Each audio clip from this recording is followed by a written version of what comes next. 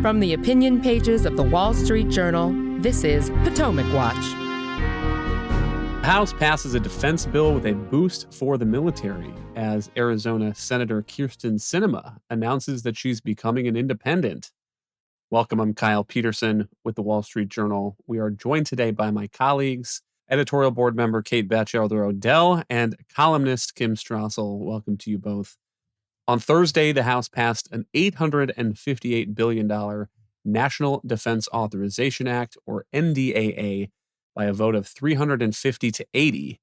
This is a bill that authorizes funds for the Pentagon, and it will also roll back the Biden administration's vaccine mandate for the military. But before we get into that, Kate, can you just take us through the nuts and bolts of this bill?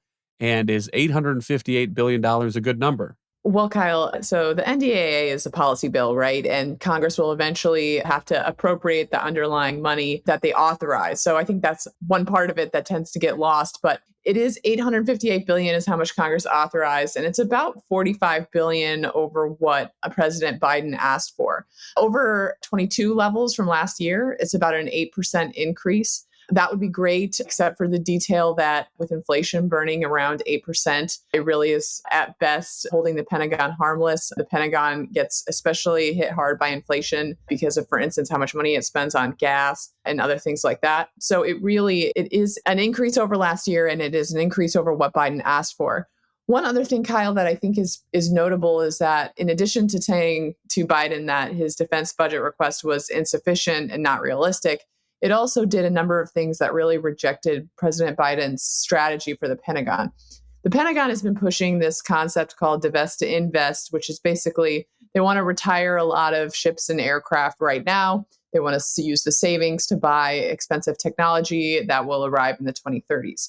We've written a lot about how we think this is a risk because if you get into a war in the late 2020s or have something unexpected happen, you're unprepared.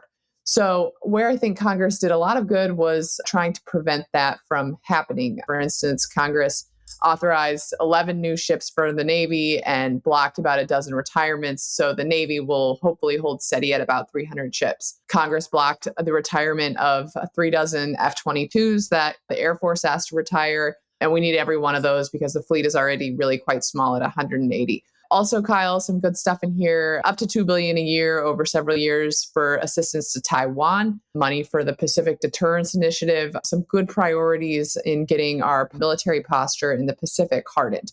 So overall, Kyle, I think it's a good product, but I don't know that it's going to go far enough or move fast enough to do everything the military really needs to do to deal with the threat from both China and Russia. But Kim, do you think it's too much to say this is the beginnings, perhaps, of an awakening in Congress that the U.S. needs to get its act together in terms of military deterrence? Just to repeat those numbers, President Biden asked for a NDAA of $813 billion, and what Congress passed was $858 billion.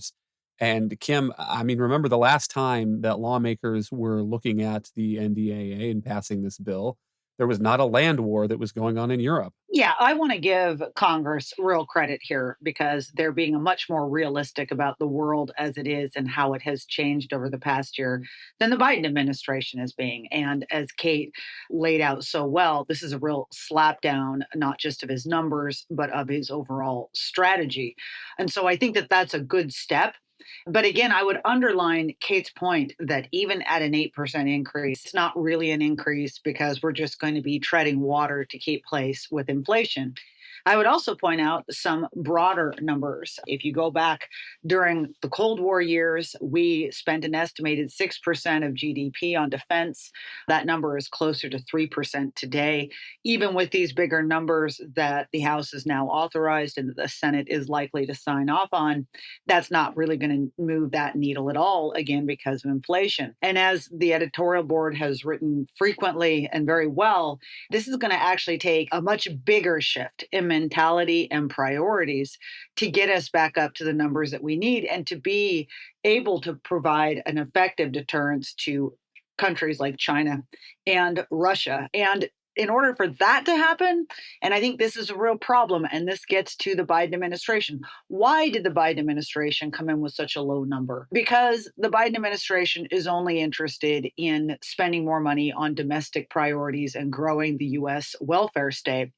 And you can't manage both of those under today's existing tax system. There isn't an appetite for greater taxes. And so its answer is we'll squeeze the military. And it's the exact opposite approach of what we need in today's more dangerous world. And until that mentality changes at the top, you can see Congress do some things here and there that make it better. But you really need a leader who understands the strategic risks we face at the moment and who is going to go all in upgrading our military back to where it needs to be. Yeah, I would just add what Kim said too about really starting to look at what's going on in the world. One other element of this that's really essential is that the bill authorizes a multi-year contracting process for munitions.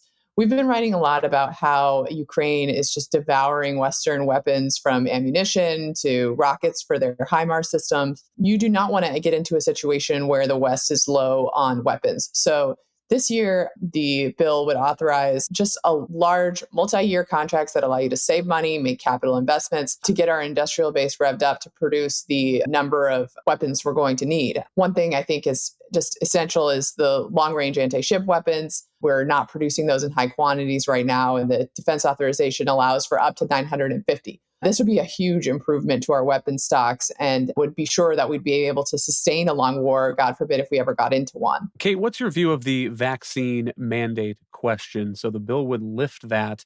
That's opposed by President Biden and also Defense Secretary Lloyd Austin. They say that it would be harmful to the readiness of troops. And one point in their favor is this outbreak of COVID we had in 2020 on the Roosevelt ship, and one sailor died there. There were something like 1,200 cases on a crew of 4,800. On the other hand, it is no longer the spring of 2020 anymore. And the problem of vaccine refusal seems to be significant. So the Washington Post has some numbers that say more than 8,400 active duty service members have been separated over vaccine refusal. And so, Kate, how do you think about this question of Congress's role here and whether the vaccine mandate is a time to go? I think lifting the vaccine mandate is the right decision now, and it's a concession to reality. To your point, the vaccine has become a much larger political debate about public health, and so many people now have simply refused. A lot of the refusals are concentrated in the National Guard, and there are also issues in the reserve components. I do think, Kyle, it's a regrettable situation to have arrived at. I think the vaccine mandate came after the vaccine was approved, and I think it was a lawful order. And I think there's been a lot of valorizing of people who refused it, when in reality, I think it was more courageous for those who had legitimate concerns to view it as their duty to take it. So I think there are potential order and discipline issues to set a precedent where if enough people refuse and wait it out, it can change. But at the same time, Kyle, I think this is the right move. I mean, the Army fell short of its recruiting goals by 15,000 soldiers this year. If we want to make the military larger, like I've been just describing, and have a bigger Navy, we're going to need a lot more people. A large number of the public distrust this vaccine, and we need some number of them to serve in the military. So I think at this point, repealing the vaccine mandate is a wise decision. Like I said, a concession to reality, and just one more casualty of reduced trust in public health. And hopefully we can get a better process the next time we need to develop a vaccine that will result in more public confidence in it. But to the point about lawful orders, the COVID vaccine is certainly not the only vaccine that service members are asked to take before they ship out to places all around the world. And it also raises the question, if Congress is rolling the vaccine mandate back now, what to do with those service members who were discharged because of it. A Republican minority leader in the House, Kevin McCarthy, possibly the next speaker next year, hang on to your hat on that one, is saying the Biden administration must correct service records and not stand in the way of re-enlisting any service member discharged simply for not taking the COVID vaccine, unquote. And Kim, I do think that's a sticky question if you are talking about people who refused an order that was a lawful order when it was given. Yeah, much stickier, which is why, by the way, even though there seems to be bipartisan agreement that they're going to get rid of the mandate, there is a little agreement on either side about what to do about discharged members. You know, and I've been very conflicted on this myself for the very reasons Kate laid out, which is that you do need chain of command in the military and you need service people who are going to follow orders. At the same time, I do think that the COVID vaccine was unique.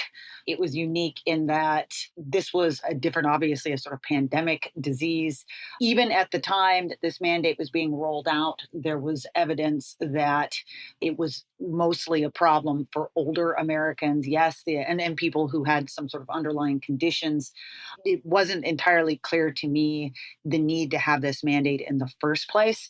And then it became so politicized. I find it hard in my mind imagining another such scenario, at least when it comes to the other vaccines that our members of the military are asked to take and do take. This was a little bit of an unusual one. Now, not to say there couldn't be more like this if there was another pandemic of this type, but I don't think that this is the situation that you would see in most vaccine cases in the military, which is why I agree with Kate. I think it should go away. In terms of those members, I think that there should be a hard look too, because let's not forget as well that the things that our public health officials promised us was going to be the case in these vaccines did not end up playing out. And I think it would be wise for a lot of people to maybe just acknowledge that they made some sweeping judgments and mistakes in the rollout of all of this, and that maybe it's time to clear the slate.